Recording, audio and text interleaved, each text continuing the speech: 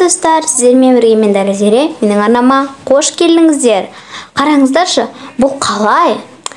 Ойланайық, отличница болуды, яғни жақсы оқуды мен сіздерге бүгінгі видеода түсіретін боламын. Ал неше кеттік. Ең алдымен апайды мұқият тыңдаңыздар. Сабақ үстінде телефон немесе наушник киіп отырып, содан соң апайдың айтқанын естімесеңіздер, немесе түсінбесеңіздер, онда сіздер біттіңіздер деп беріңіздер. Себебі сіздер жақсы баға ала алмайсыздар, және де өздеріңізді 5-ке шығамын деп ойламаңыздар. Және де сіздердің апайды тыңдағандарыңыз ол апайға деген құрметтеріңізді білдіреді. Сондықтан да бұны аса қатты қараңыздар. Екінші, мысалы бізге тақырыпқа өте көп, үй жұмысына өте көп тақырып беруі мүмкін, оны мазмұндау керек, конспект жазу керек десе, онда сіздер осыны барынша өзіңізге түсінікті қылдырып жазып қойыңыздар. Әсемдейсіз бе осылай түрлі түсті тексті видеолетелермен өзіңіз білесіз, қалауыңызша осылай барынша өзіңізге түсініп, мысалы ыстық су деп мен осылай істеп қойған болатынмын, барлығын гастар іздесе анау түрге жатады демей, солай сызық арқылы да істеп қойсаңыздар болады. Мінекей барынша өзіме ыңғайлы қылдым. Көрдіңіздер ме, бұл өте жақсы. Және де өздеріңіздің уақыттарыңызды экономить етеді. Қараңыздар, бізге осынша тақырып береді, ал мен оны тезірек конспект арқылы жазып тастаймын. Келесі үй жұмысына, мысалы сіздерге көбіне оқуды берсе, көп нәрсені жаттауда, мысалы сіз оны уақытыңызды бекер кетіріп отырасыз да, бірақ сіз бәрібір соңында оны жаттай алмауыңыз мүмкін, ол өте қиын болуы мүмкін сізге. Сондықтан да сіздерге идея, сіздер оны мысалы оқыңыздар үйде, содан кейін оны аудиоға жазып алыңыздар да, мектепке барған кезінде тыңдаңыздар.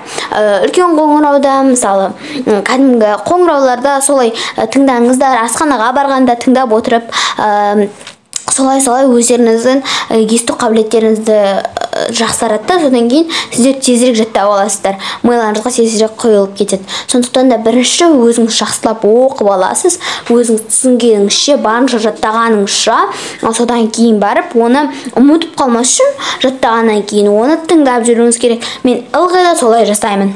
Мінекей, ал мазмұндамаларды, мысалы мәтіндерді, аңыздарды, оларды сіз не істейсіз? Сіз оларды жай ғана, мысалы сіз 6-шы сыныпта оқысаңыз, 6-шы сынып дейсіз, осындай шығармаңыздың атын айтасыз, сөйтіп аудио жазба деп жазып қойсаңыз, өзіңізге барлығын түсінікті етіп аудио жазбада түсіндіріп айтып береді. Түсінбесеңіз, оны оқуға тура келеді. Келесі, күнделікке бәрін жазып жүріңіз. Себебі бұл сіздің анау апайларыңызға деген ешқандай кедергі келтірмейді. Сіз апайларыңызға айта берсеңіз, апайларыңыз сізді ұқыпсыз деп ойлайды. Келесі, сіздер ағылшын тілінен сіздерге сөздік береді, және де сіздер оны есте сақтай алмайсыздар. Соның кесірінен мысалы эссе жаза алмайсыздар. Сондықтан да өздеріңіздің күнде көретін жерлеріңізге сөздікті жазып қойыңыздар. Міне мен English деп сіздерге көрсетіп қойдым. Кішкене көрінбейді екен, кешірім сұраймын. Енді өзіңізді қалаған ручка, карандаш, любой нәрсемен жаза беріңіздер, маркер тіпті. Мен бұл сөзді білемін, достар, бірақ мен сіздерге жай ғана жазып қойдым. Мысалы book, ол кітап. Мінекей жазып көрсетіп жатырмын.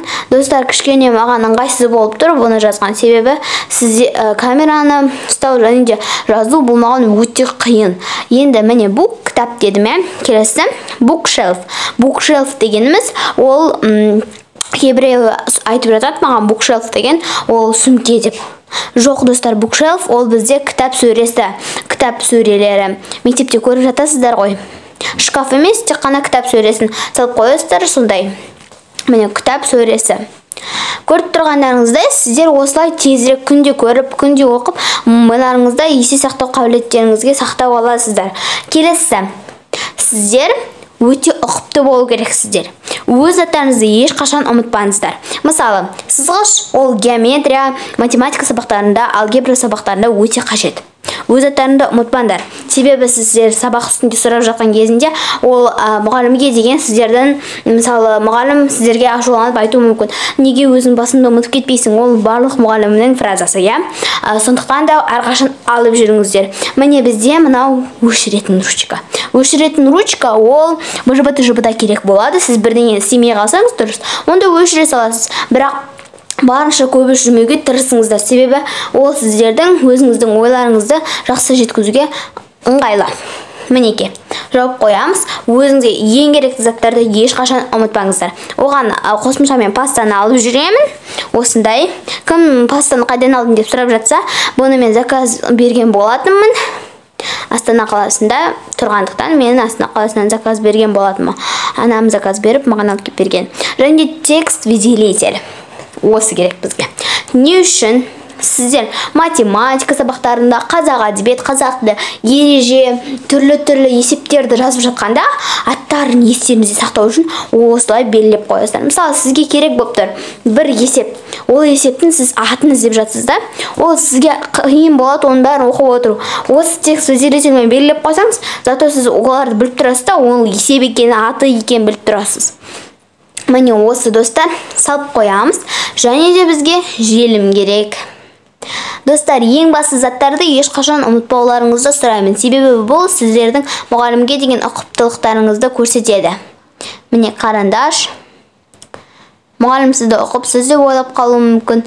Және де өзіңіздің тәртібіңізге байланысты, өзіңіздің ұқыптылығыңызға байланысты, жауапкершілік, адамгершілік барлығына байланысты, сіздің де оценка бағаларыңыз да соған байланысты болады.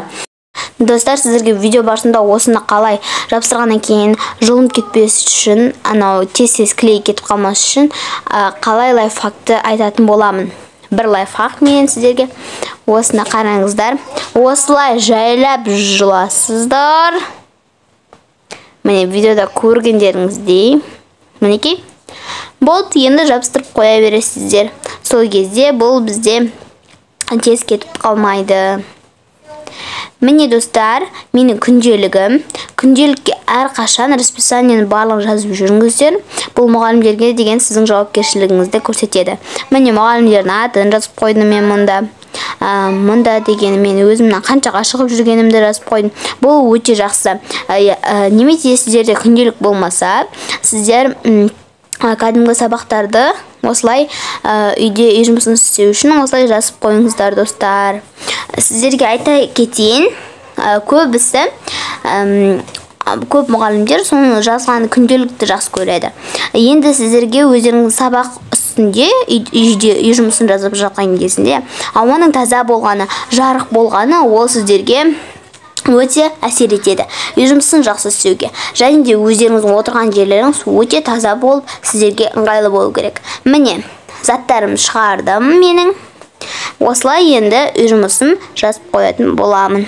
Математикада мысалы бізге 562 тапсырманы берсе, онда солай жазып қоямыз, барлығын жазып алып, содан кейін телефонымыздың барлығын өшіріп, үй жұмысын істей беруге болады. Сіздерге телефон өте қатты кедергі келтіреді, сондықтан да осылай жазып алып, телефоннан оқушылардан сұрамай, тезірек осыны жазып алып оқи берсеңіздер болады, телефонды өшіріп тастап. Міне бұл сіздерге сабақтарыңызды жақсы түсінуге, жақсы үй жұмысын орындауға көмектеседі. Міне менің күнделігім. Көріп тұрғандарыңыздай. Міне мұғалімдер сіздерге мысалы күнделіктерді ашыңдар, бағаларыңды қоямын деген кезде қойып тастайды. Міне достар, біздің осымен видеомыз аяқталды. Сіздерге ұнаса лайк қойып, менің каналыма тіркелуді ұмытпаңыздар. Сау болыңыздар!